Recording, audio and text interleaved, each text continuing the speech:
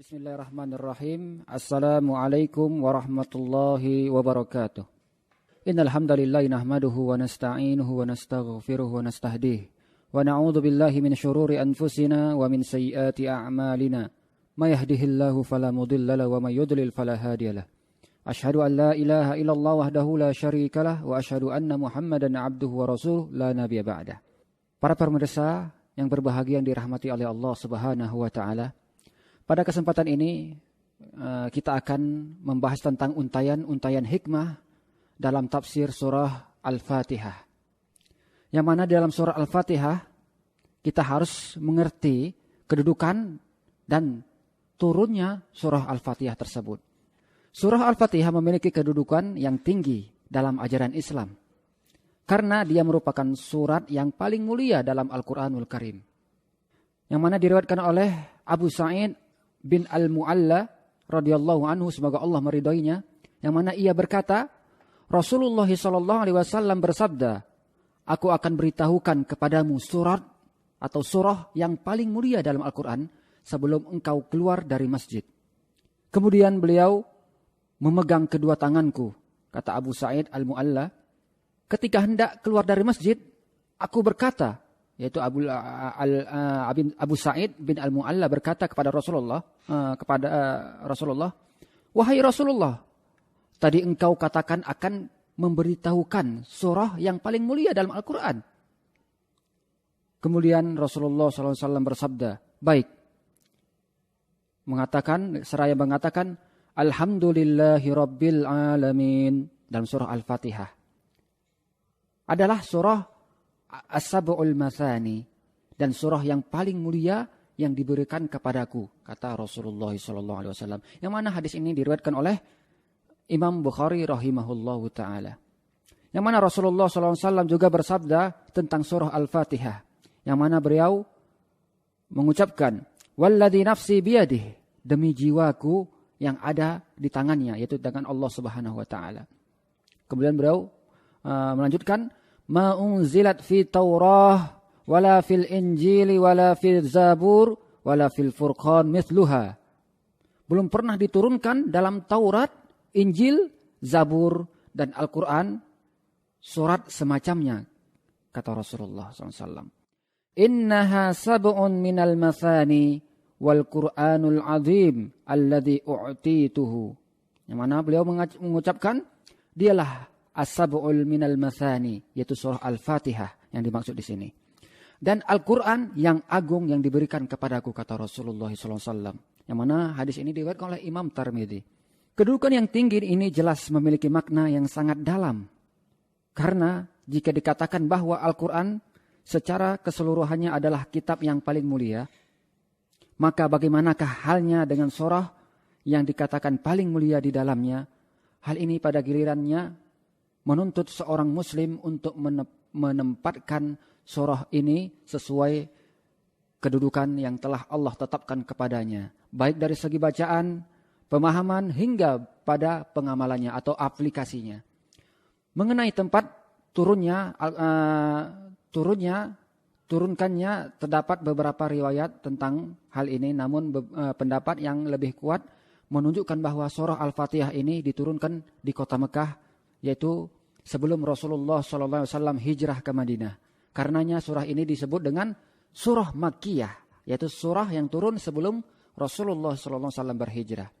Perlu kita ketahui juga bahwa nama lain dari surah Al-Fatihah, yaitu surah Al-Fatihah adalah banyak nama-nama yang mempunyai banyak nama yang diberikan kepada surah ini. Yang pertama diantaranya adalah yang pertama, Fatihatul Kitab. Yang mana artinya adalah pembuka Alkitab atau pembuka Al-Quran. Dikatakan demikian karena surah ini berdasarkan ketetapan wahyu ditempatkan sebagai awal surah dalam penyusunan surat-surat Al-Quran. Padahal dia bukan wahyu pertama yang Allah turunkan dalam Al-Quran.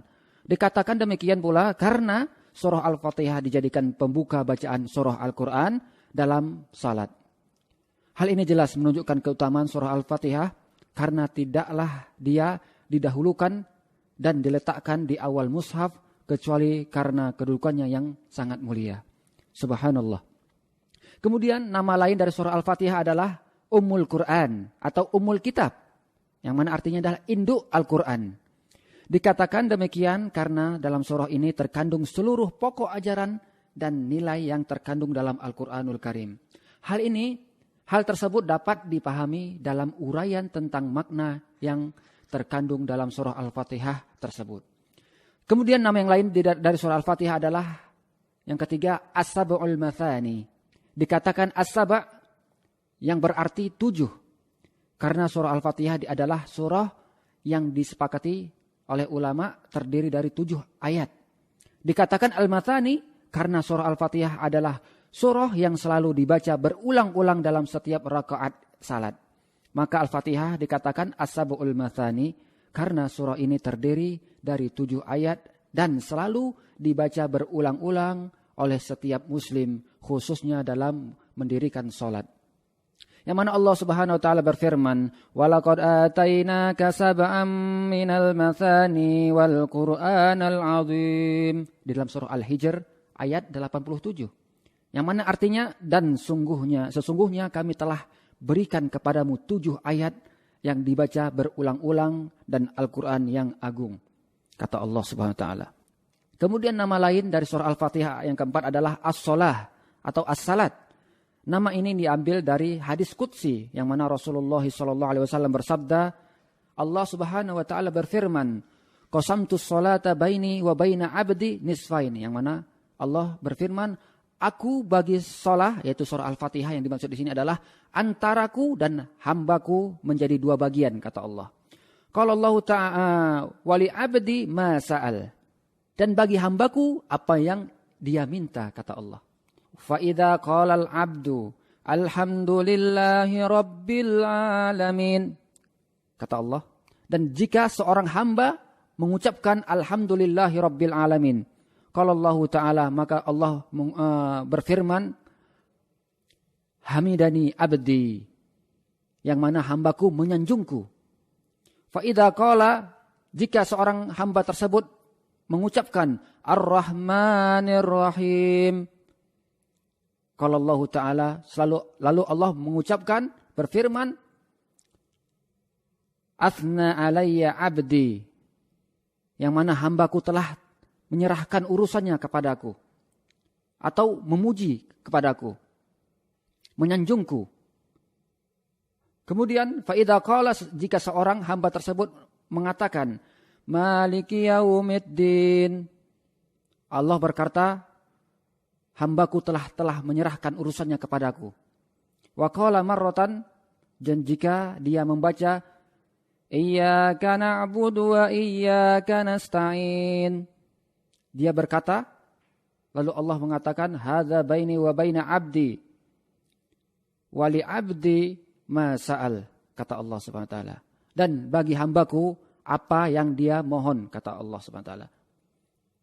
Kemudian jika seorang hamba tersebut mengatakan ihdinas siratal mustaqim, kemudian siratal ladzina an'amta 'alaihim ghairil maghdubi 'alaihim waladdallin, qala hadza li 'abdi wa li 'abdi ma sa'al. Dan jika seorang hamba tersebut mengucapkan ihdinas siratal mustaqim, siratal ladzina an'amta 'alaihim ghairil maghdubi 'alaihim waladdallin, maka Allah Subhanahu wa taala seraya berfirman, ini untuk hambaku dan bagi hambaku apa yang dia mohon, kata Allah SWT. Yang mana hadis ini diriwayatkan oleh Imam Muslim rahimahullahu ta'ala.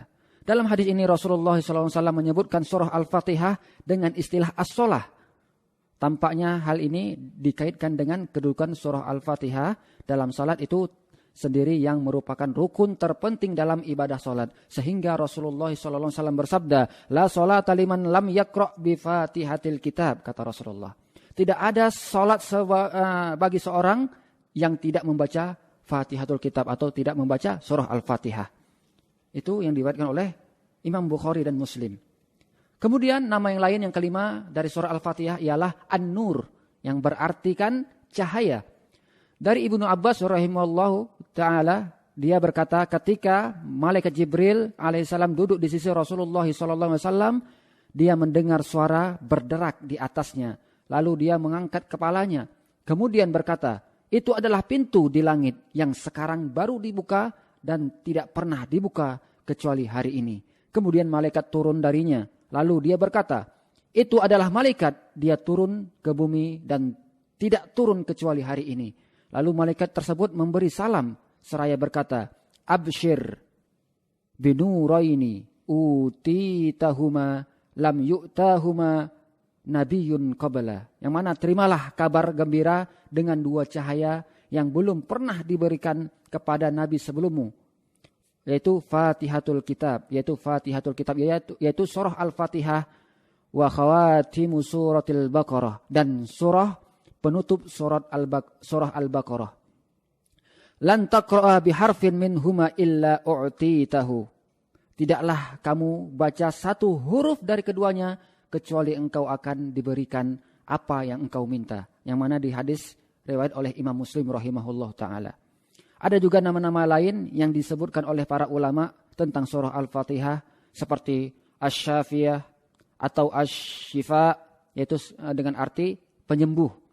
Ada juga nama lain Al-Kafiyah yang mencukupi, Al-Kanz atau gudang kebaikan, begitu juga dengan Ar-Ruqyah, jampi dan lain sebagainya. Inilah yang perlu kita ketahui adalah nama kandungan surah Al-Fatihah dan beberapa nama-nama yang ada disebutkan oleh Rasulullah SAW dari surah Al-Fatihah.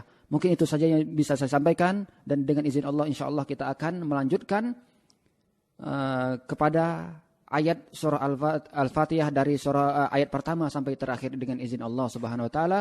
Wabillahi taufik wal hidayah. Wassalamualaikum warahmatullahi wabarakatuh. Bismillahirrahmanirrahim. Assalamualaikum warahmatullahi wabarakatuh. Innal hamdalillah nahmaduhu wa nasta'inuhu wa nastaghfiruhu wa nastahdihi wa na'udzu billahi min syururi anfusina wa min sayyiati a'malina. May yahdihillahu fala mudilla lahu wa may yudlil fala hadiyalah. Asyhadu an la ilaha illallah wahdahu la syarikalah wa asyhadu anna Muhammadan abduhu wa rasuluh la nabiyya ba'dah. Para pemirsa yang berbahagia yang dirahmati oleh Allah Subhanahu